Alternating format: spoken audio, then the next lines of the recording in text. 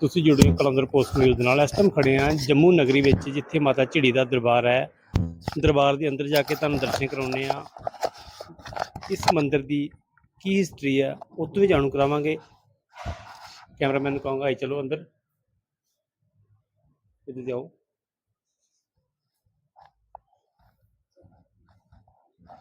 ਪਹਿਲਾਂ ਮੰਦਿਰ ਦੇ ਦਰਸ਼ਨ ਕਰਾਓ।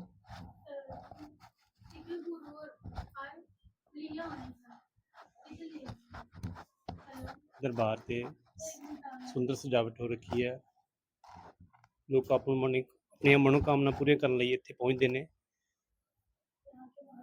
जी जी, कैमरामैन को इधर आके दिखाओ। ये भी दरबार है जी, माता रानी का दरबार है। लोग बड़ी बड़ी दूरों दर्शन करने इत्थे पहुंचते हैं।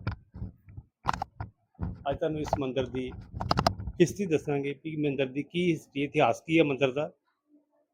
देखो, लोग आपो अपनी मनोकामना पूरी कर ली। कोई खिडौने चढ़ा रहा, कोई किस तरह दी वस्तुआं चढ़ा के जा रहा। इत्थों के जो पुजारी जी ने उन्होंने भी गलबात करते हैं भी की हिस्ट्री है मंदिर की। जो इस मंदिर के महंत है उनसे बात करते हैं। हाँ जी, राम राम जी। राम राम जी। इस मंदिर की हिस्ट्री क्या है? इस ये बाबा जी और बुआ कौड़ी जी का सती स्थान है और आज से लगभग कोई 650-700 साल के करीब की ये बाबा जी का ये मंदिर बना हुआ है। ये बाबा जी की समाधि स्थल है ये।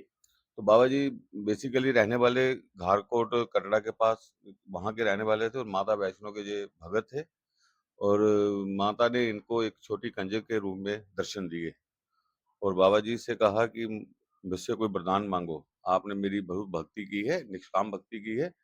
तो बाबा जी ने कहा कि मैंने तो कोई ऐसा सोच के नहीं की थी भक्ति, तो आपने मुझे दर्शन दिए हैं, मेरे लिए तो बहुत ही यही मेरे लिए सौभाग्य है।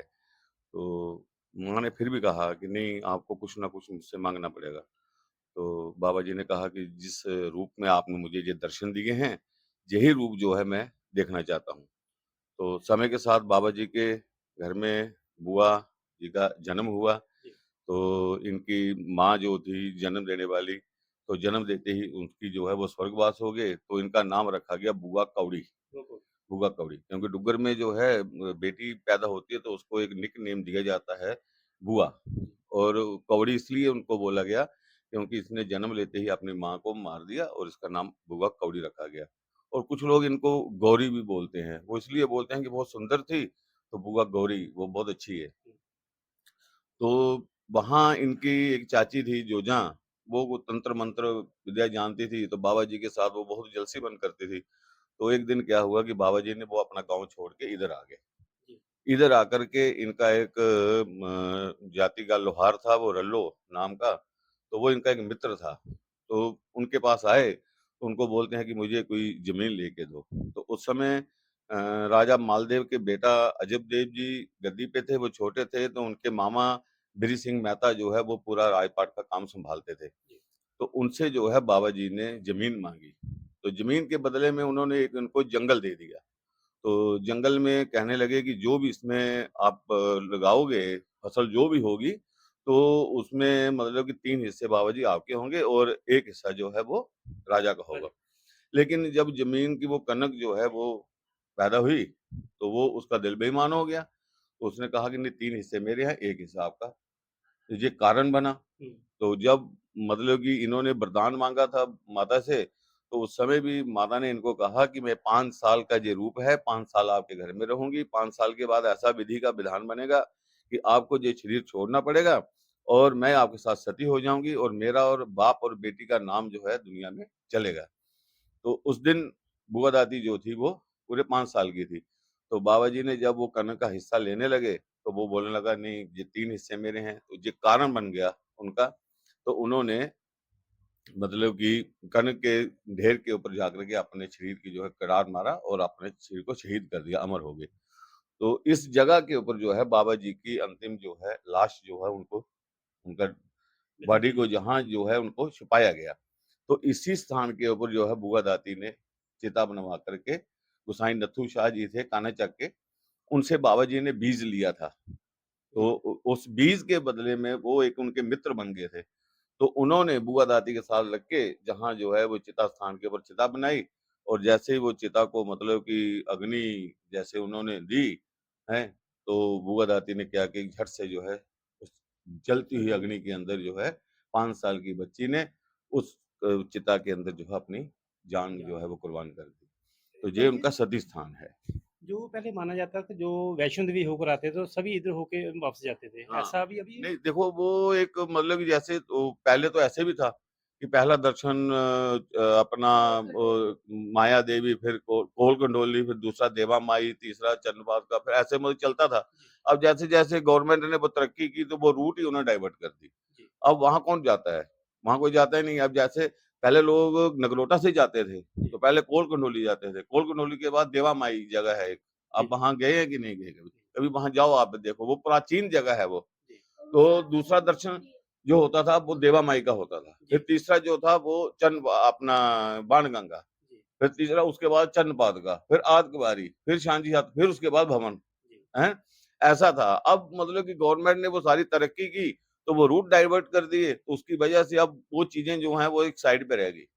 व एक एक जहाँ पे ना जो चावल और दाल चढ़ती है, उसमें क्या क्या है? उसमें ये है कि जब ये बाबा जी का ये स्थान बना, तो उस समय नई फसल जो थी, वो थी चावल और माँ की दाल। जी, तो ये जंगल था, तो और जहाँ कुछ मतलब कि बनाने का कोई साधन नहीं था, तो उन्होंने माँ और चावल की खिचड़ी बना कर के और आमले का अचार देसी घी डाल के उसका भोग था। आज भी वही लगता है। आज भी आज भी जो लोग मतलब कि मेले में इधर जो खिचड़ी चढ़ाते हैं, आके चावल चढ़ाते हैं, माँ की दाल चढ़ाते हैं, घी चढ़ाते हैं, तो उसी का मतलब कार्तिक की पूर्णिमा को बाबा जी का जहाँ मेला होता है और उसके नेक्स्ट जो पूर्णिमा आती है, तो पूर्णिमा का 1 दिन पहले, 14 को, जी, जहाँ जो है वो खिचड़ी का भंडारा आज भी होता है। हर मंथ मेला होता है।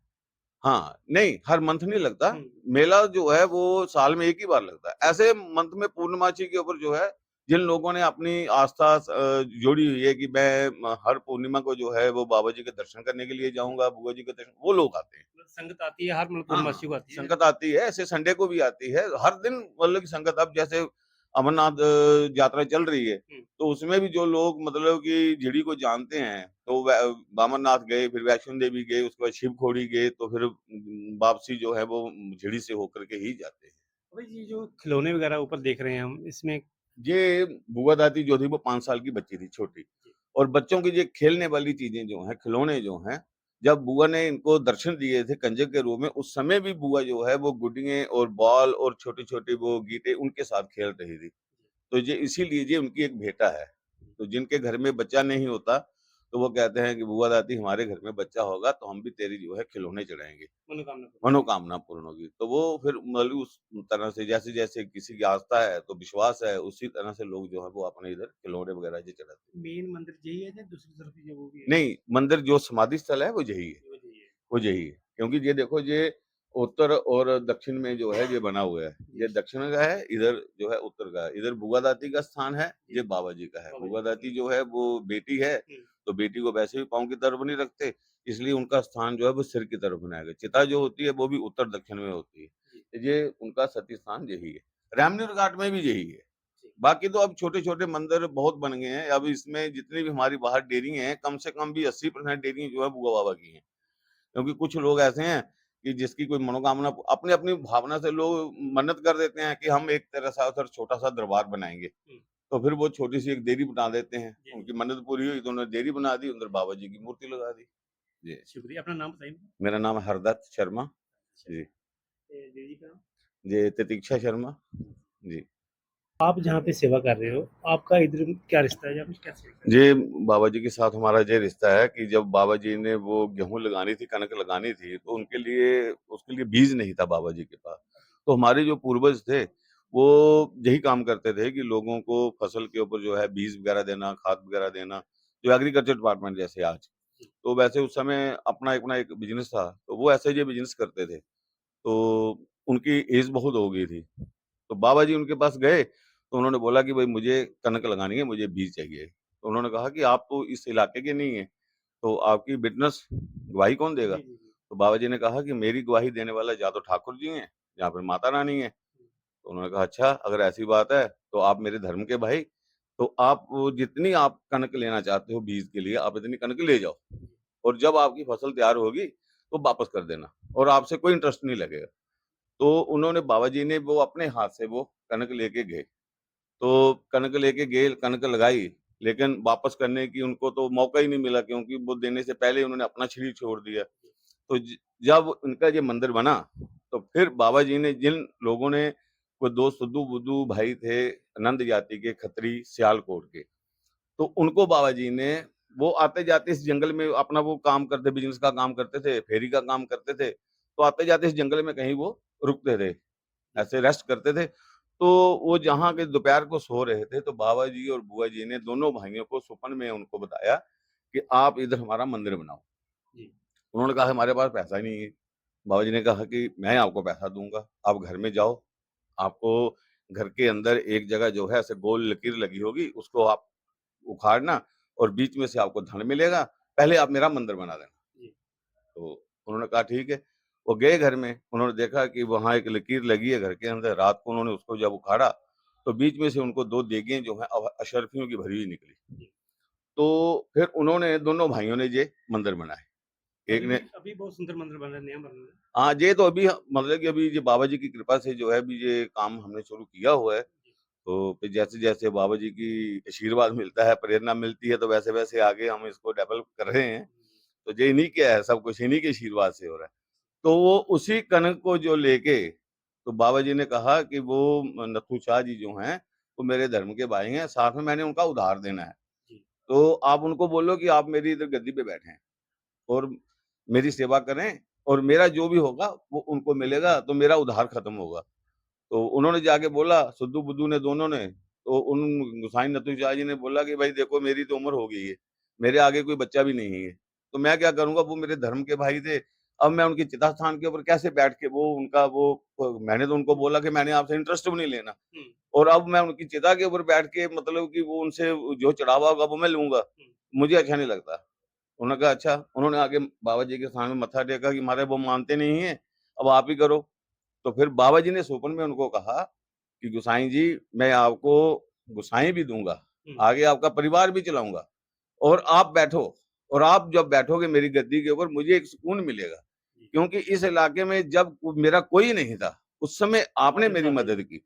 तो आप इधर बैठो, आपकी मतलब खानदान से जो भी है आगे वो बैठेगा, जो भी बैठ के मेरे नाम से जो भी किसी को धागा, विभूति, चरनामत जो भी दे देगा, मैं उसकी मनोकामना पूर्ण करूँगा, हैं? तो फिर आप 1 साल मेरी सेवा करो। 1 साल के बाद अगर आपके घर में बेटा नहीं होगा तो आप छोड़ देना। तो फिर गोसाई नथु शाह जी ने उनकी सेवा जो है वो ली। तो गद्दी पे बैठे, तो साल के बाद उनके घर में बेटा हुआ, और बाबा जी ने ही कहा कि उनका नाम जो है वो गोरखदत्त रखना। तो तब से हमारी जो है परिवार जो है वो सेवा कर रहे हैं। चलता आ रहा है। 650 साल हो गए हैं, लेकिन एक चमत्कार की बात ये है कि हमारे घर जो हैं 7-8 घर से ऊपर जाते नहीं कभी। जी, 7-8 घर जाते नहीं, तो 600 साल के बाद आज कम से कम 50-60 घर होने चाहिए थे। जी, तो हमारे 50-60 छोड़ के 7-8 घर ही हमारी हिस्ट्री में बताती है। 7-8 घर होते हैं, उसके बाद फिर 1, 2, 3 फिर आ जाते हैं 2 पे। फिर 2 के बाद जो है वो आगे चलते हैं। अभी भी हमारे पिताजी और हमारे चाचा जी थे। अब चाचा जी के 3 लड़के हैं, 4 भाई हम हैं, 7 घर हैं सारे। और जी, साथ में भी आगे मेरे आगे 2 बेटी हैं। जी, तो एक घर समझ लो और गया। तो इसलिए जो बाबा जी की कृपा है, जो अपना गद्दी चलाने का सिलसिला जो भी ये सब यही काम करवाते हैं। हम कुछ भी नहीं करते, हम सिर्फ़ बाबा जी की एक पूजा करते हैं, अर्चना करते हैं, जहाँ हम बैठ के इधर चढ़ामत प्रसाद देते हैं। बाकी सब बाबा जी की लीला है, यही सब करते हैं। जी, शुक्रिया। सो ਤੁਸੀਂ ਦੇਖਿਆ ਕਿ ਮਤਲਬ ਝਿੜੀ ਮਾਤਾ ਦੇ ਜੋ ਇਤਿਹਾਸ ਹੈ, ਉਹ ਤੋਂ ਤੁਹਾਨੂੰ ਅਸੀਂ ਜਾਣੂ ਕਰਾਇਆ। ਅੱਗੇ ਵੀ ਹੋਰ ਇਤਿਹਾਸ ਨਾਲ ਜਾਣੂ ਕਰਾਉਂਦੇ ਰਹਾਂਗੇ। ਬਣੇ ਰਹੋ ਕਲਾਂ ਦੇ ਪੋਸਟ ਨਿਊਜ਼ ਨਾਲ। ਧੰਨਵਾਦ ਜੀ।